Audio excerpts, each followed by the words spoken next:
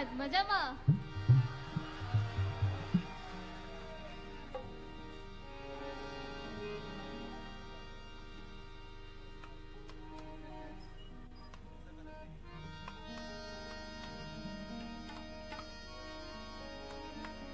बहुत खुश हूँ मैं आज आप सभी के बीच यहाँ आकर के अहमदाबाद में, और देखा जाए तो मेरा पहला कार्यक्रम है ये अहमदाबाद में, और बहुत बहुत धन्यवाद मजामा। गुजरात साहित्य अकादमी को मैं बहुत बहुत धन्यवाद कहती हूँ मुझे ये अपॉर्चुनिटी देने के लिए कि मैं आप सभी के बीच में मुझे बुलाया गया। मैं हमारे जो चेयरमैन सर हैं भागेश झा जी और प्रणाम कहती हूँ, और डॉक्टर जय बहुत खुश हूँ मैं आज आप सभी के बीच जो सेक्रेटरी है सर हमारे बीच में बैठे हुए, बहुत बहुत शुक्रिया सर। देखा जाए तो मेरा पहला कार्यक्रम डॉक्टर नीरजा गुप्ता मैम बहुत बहुत शुक्रिया, और जितने भी लोग बहुत बहुत धन्यवाद सभी को मेरा प्रणाम। जितने आप सभी लोग गुजरात साहित्य अकादमी को मैं बहुत बहुत धन्यवाद कहती हूँ। एक्साइटमेंट इतनी ज्यादा है कि मैं ये अपॉर्चुनिटी देने मुझे मैं क्या बोल रही हूँ, क्या मुझे बुलाया गया। मैं हमारे जो चेयरमैन सर हैं भागेश झा जी प्रणाम कहती हूँ, और आप मुझे बताते जाएगा कि आपको क्या क्या और सुनना है। फिर से बहुत बहुत डॉक्टर जयसिंद्र यादव जी जो सेक्रेटरी है सर हमारे बीच में बैठे हुए, बहुत बहुत शुक्रिया सर। डॉक्टर नीरजा गुप्ता मैम बहुत बहुत शुक्रिया, और जितने भी लोग अतिथि यहाँ पर बैठे हुए सभी को मेरा प्रणाम। जितने आप सभी लोग यहाँ आए हैं बहुत बहुत शुक्रिया। एक्साइटमेंट इतनी ज़्यादा है कि मैं बहुत पता नहीं मुझे मैं क्या बोल रही हूँ, क्या हो रहा है मेरे साथ, लेकिन आप सभी के बीच में इतने कंफर्ट के साथ बैठ करके मैं सुनाना शुरू करूँगी, और आप मुझे बताते जाएगा कि आपको क्या क्या और सुनना है। फिर से बहुत बहुत धन्यवाद गुजरात साहित्य अकादमी को, बहुत बहुत। आ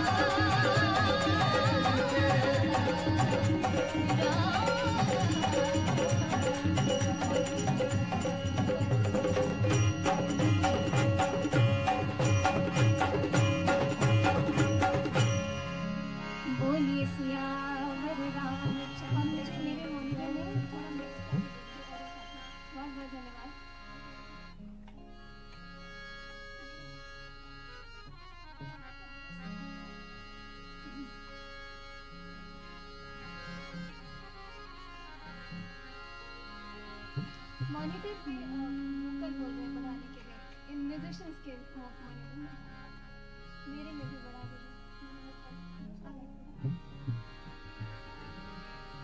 और मुझे मेरे मॉनिटर में थोड़ा मिक्स करके दीजिए।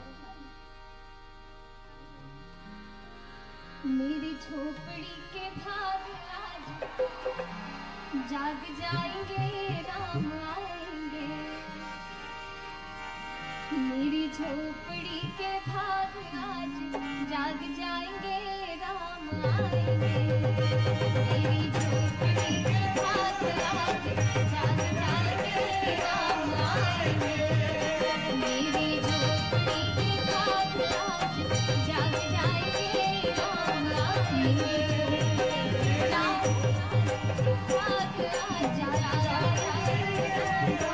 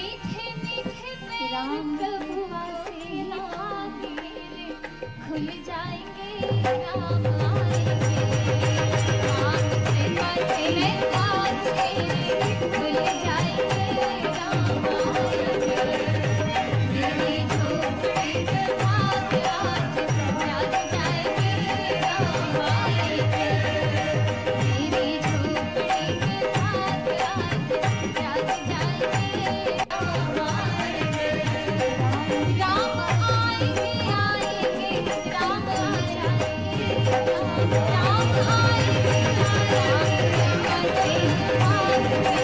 मिल जाएंगे राम आएंगे मेरी झोपड़ी के भाग आज जाग जाएंगे राम आएंगे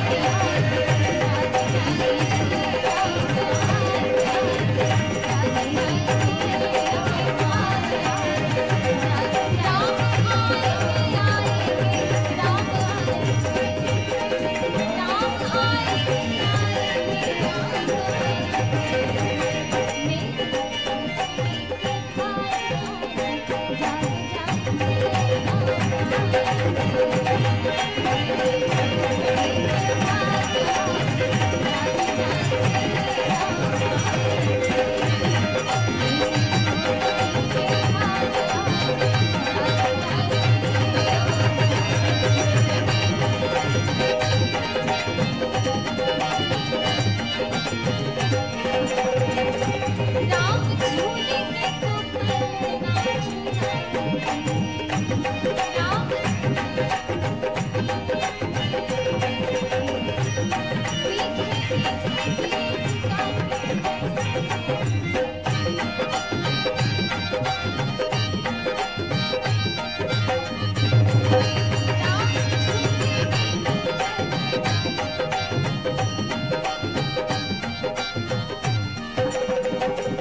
राम झूलेंगे तो पलना झूलाएंगे राम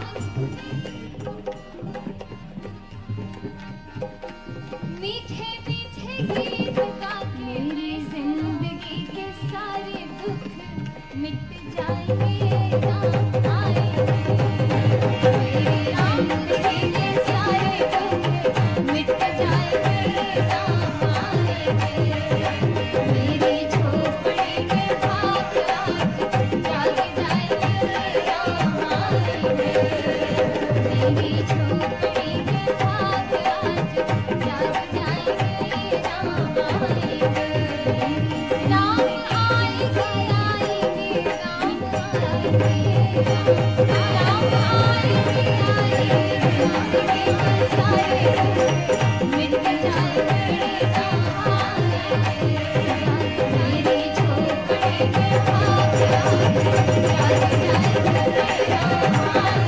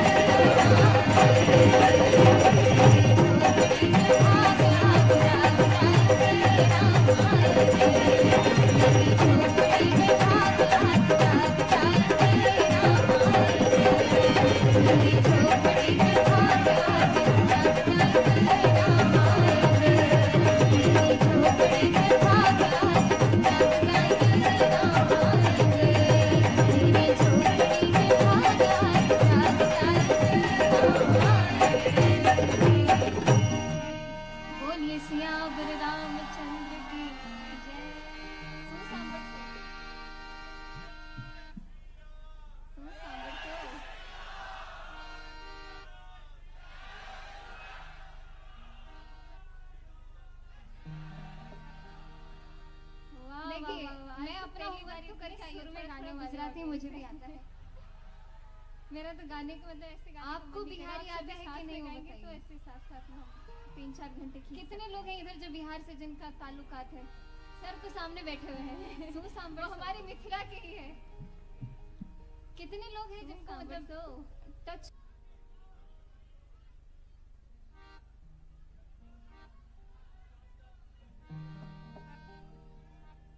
देखिए मैं अपना होमवर्क तो करके आई हूँ, थोड़ा थोड़ा गुजराती मुझे भी आता है। आपको बिहारी आता है कि नहीं वो बताइए। कितने लोग हैं इधर जो बिहार से जिनका ताल्लुकात है? सर तो सामने बैठे हुए हैं वो हमारी मिथिला के ही है। कितने लोग हैं जिनको मतलब टच कर रहे थोड़ा बिहार को, यहाँ से छू रहे हैं? बस सब गुजरातियों को हम बिहारी सिखा सकते हैं यहाँ पे।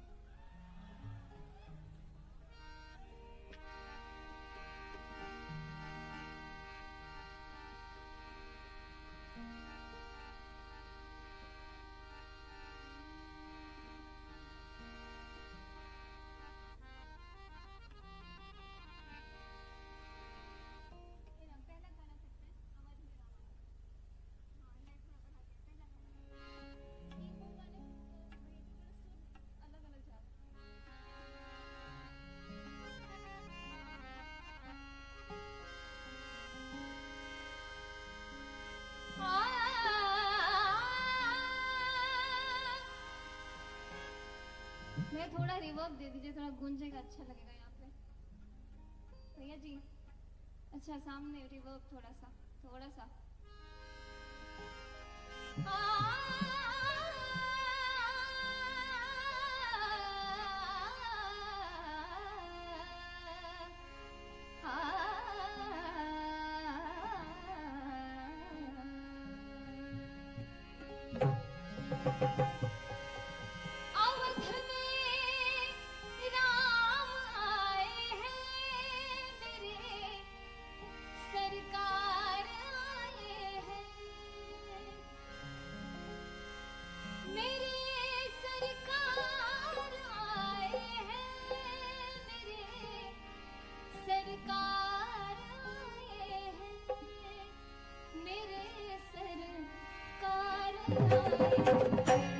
सजा दो घर के गुलशन सा, सजा दो घर का